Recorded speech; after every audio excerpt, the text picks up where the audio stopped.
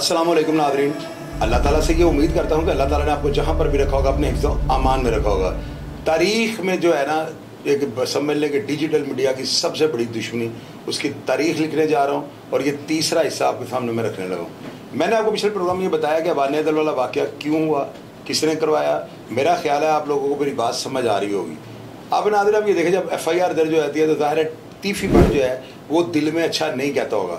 अतीक सिंधु साहब ने ये बताया कि उन्होंने 12 दफ़ा जो है इनकी बातें करवाई, टेलीफोन पर इनके रब्ता करवाया, और एक दफ़ा तीफी बट ने जो है ना, बल्कि ये भी कहा कि मेरे बच्चों का थड़ा जो है टीपू ने मरवाया है। और अतीक सिंधु साहब ने अपने बयान में ये कहा है कि मैंने जाकर टीपू से पूछा और तीफी से उसकी बात करवाई, और टीपू ने जो है कहा कि भाई मैंने कोई ऐसा काम नहीं किया, मैंने कतई तौर पर आपके बच्चों का थड़ा नहीं मरवाया। अब आप ये देखें कि एक तरफ तो दुश्मनी जो है इतनी बढ़ चुकी है और दूसरी तरफ इनकी बातें हो रही हैं। इस सारी बात में जो है ना, एक बात काबिल जिक्र है, वो ये कि अतीक सिंधु साहब ये कहते हैं, वो आज भी जिंदा हैं, आप उनसे तस्दीक कर सकते हैं। वो यही कहते हैं कि तीफी बट अमन चाहता था। तीफी बट ये चाहता था कि ये दुश्मनी इनके साथ ख़त्म हो जाए, क्योंकि तीफी बट इनको कहता था कि अगर आप चौधरी बनना चाहते हैं ना तो मैं आपको चौधरी मान लेता हूँ। ये सारी स्टेटमेंट अतीक सिंधु साहब की ऑडियो निकाल के आप सुन सकते हैं। Atiq Sindhu dead honest officer थे, इनकी बात को ज़रूर तवज्जो देनी पड़ेगी। अब आप ये देखें कि उसके बाद क्या होता है, जब वो देख लेता है किसी भी वजूहात की वजह से ये सुलह नहीं होने पा रही, तो वो टीपू को अपना दुश्मन समझकर जो है ना, इस तरह की बातें उड़ दिया, वो उसको मरवा देगा, उसको मरवा देगा। वो सेल्फ डिफेंस में एयरपोर्ट वाला हमला जो है ना, वो करवाने के लिए बंदा तैयार करता है। एयरपोर्ट पे वो बंदा इनकार कर देता है। खुर्रम इजाज जो था उसको इमोशनल करके ना, गालिबन उसने भी इस वक्त ड्रिंक की हुई थी, इमोशनल करके ना कि आज फिर मैंने आप मार देना, तो खुर्रम इजाज पिस्टल ले जाकर एयरपोर्ट के अंदर, हदूद के अंदर जो है ना, पार्किंग में उसको मार देता है। अब इस कत्ल में मैंने आपको कहा कि तीफी बट शामिल नहीं है, मैंने आपको कहा बिल्कुल तीफी बट ने वो कत्ल करवाया, वो माने या मुकरे, मुझे इस चीज़ से कोई वास्ता नहीं है। मैंने ईमानदारी के साथ तारीख लिखनी है। ये हमला एयरपोर्ट के अंदर तीफी बट की मौजूदगी में होता है और इसका जिम्मेदार भी तीफी बट था। अब ये हमला क्यों हुआ, बात तो ये है ना, वो हमला क्यों करता है। ये सुलह बिगड़ चुकी हुई थी, दोनों पार्टियों को खदशात थे कि ये अटैक कर देगा, वो अटैक कर देगा। अब इसी खींचातानी में जो है ना, टीपू ट्रक्का वाला दुनिया से चले जाता है। अब टीपू के कत्ल होने के बाद क्या होता है, जो मेन चीज़ है वो ये है कि बालाज लाहौर शहर में आ जाता है। ज़ाहिर है कि उसके बाप ने इनको पढ़ाई के लिए बाहर भेजा हुआ था, ये पाकिस्तान आ जाता है।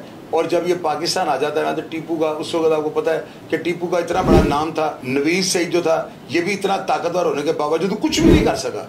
आप ये देखें ना कि टीपू के अड्डे के ऊपर 50-50 गनमैन जो थे ना, टीपू के बैठे होते थे, और लोग यही समझते ट्रका वाले के ये गनमैन है। अब उन सब की तनहाएं टीपू के अड्डे से जाती थी, उस सब के खर्चे, वहाँ पर कमरे मिले हुए थे, 25-25 जो है कांस्टेबल वहाँ पे सोए रहते थे।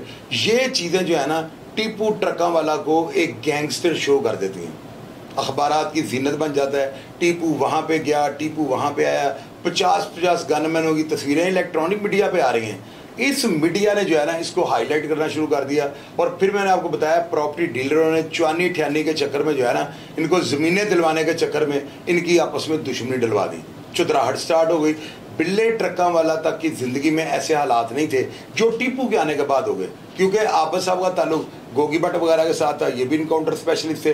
नवीज़ सईद का ताल्लुक उस पार्टी के साथ था, और दोनों पार्टियों का पुलिस के साथ ताकतवर ताल्लुक जो था ना, इस दुश्मनी को बढ़ावा दे रहा था। अब नाज़रीन, आप ये देखें, टीपू का हमला होता है, टीपू को कत्ल कर दिया जाता है। बालाज लाहौर शहर में आता है। बालाज बड़ा आराम से अपनी ज़िंदगी को गुजार रहा था। उन दिनों जो है ना, गुलाम महमूद डोगर साहब ने सख्ती कर दी, और उर्दू पॉइंट पे जो है ना एक इंटरव्यू होता है, वो फ़र्क शहबाज इंटरव्यू करते हैं। चूँकि हालात उस वक्त इस तरह के थे, उसमें आप देख लें कि वो बालाज खुद मान रहा है कि जी हमारे डिटेंशन ऑर्डर आ जाते हैं, ये हो जाता है, वो हो जाता है। बालाज जो है ना, उसे बड़े दबे लफ्ज़ों में जो है ना, अपनी दुश्मनी को बड़े अच्छे तरीके से बयान कर दिया। लोगों की हमदर्दी और वो वोट बैंक जो है बालाज के हक में हो गया। लोग उस इंटरव्यू को मिलियंस में वो चला गया हुआ है। लोगों ने उसको जब करीब से देखा, सुना, लोगों की मोहब्बत जो है ना उसके साथ बढ़ गई।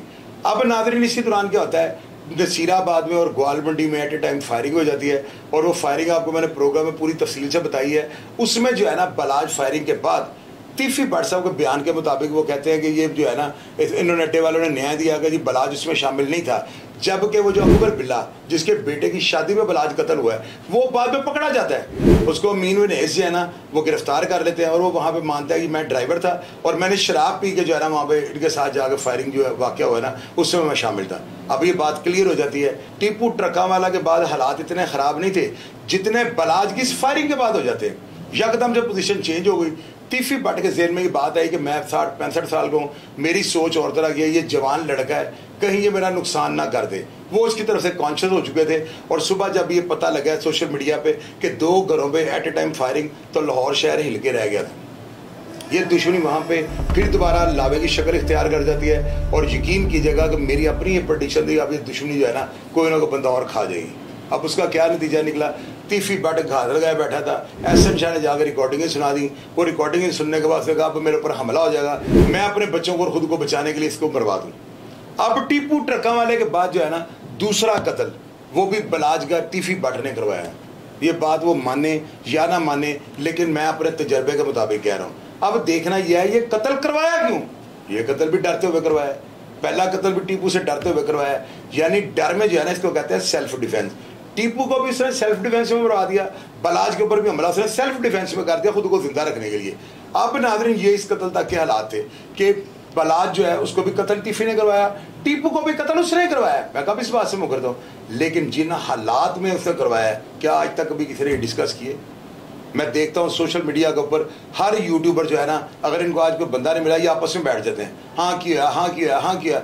यार ये साफत कर रहे हैं, मैं शिट करूंगा यार ऐसी साफत के ऊपर। अगर इसको आप साफत कहते हैं ना तो मैं लानत भेजता हूँ इसके ऊपर।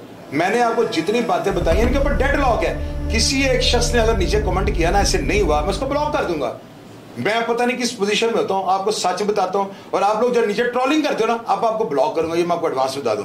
मेरी बातें जेन्युइन है, मुझे किसी से मेरी तरफ से दोनों घर पर बात हो जाए, नहीं मेरी बात मानेगा तो मरे जाके खसमान खाए, मुझे क्या लगे, मुझे कोई फायदा नहीं इनमें से ना। लेकिन अगर मेरी बात मान लेंगे तो ये बच जाएंगे, अपने बच्चों को बचा लेंगे। वरना ये गैंग वॉर इनके घरों के घर उजाड़ देगी, इनको मौत क्या गोश में ले जाएगी। पैदा होने वाले बच्चे पैदा होने से खौफ खा जाएंगे कि हमने इन घरानों में पैदा नहीं होना। मेरी बात याद रखिएगा, ये दुश्मनी गैंग वॉर थी, गैंग्स वॉर में बदल गई। अभी जो जनरेशन आ गई है ना, दोनों घर बर्बाद हो जाएंगे। और शूटरों का भी पता नहीं लगा, जैसे ये जावेद भट्ट के कत्ल पे नहीं पता लग रहा। अब इसके बाद आज तक की क्या मुहरकत है, ये सारी आपको मैं अगले और लास्ट एपिसोड में बताऊंगा। जो ऐसी बातें मैं आपको नहीं बता सका उन सब का जो है मतन आपको चौथे प्रोग्राम में दिखाऊंगा। वो भी 2 घंटे बाद अपलोड हो रहा है, ध्यान से देखिएगा, एक बात गलत नहीं करूंगा। और ये सारी बातें जो है ना मेरी आज खुद से जो है बनाई हुई नहीं है, ये वो बातें हैं। कोई बात अगर आप सबूत मांगे मैं आपके सामने रख दूंगा। प्रोग्राम का फीडबैक लाजमी दीजिएगा और अपना ढेर सारा ख्याल रखिएगा जी। पाकिस्तान जिंदाबाद।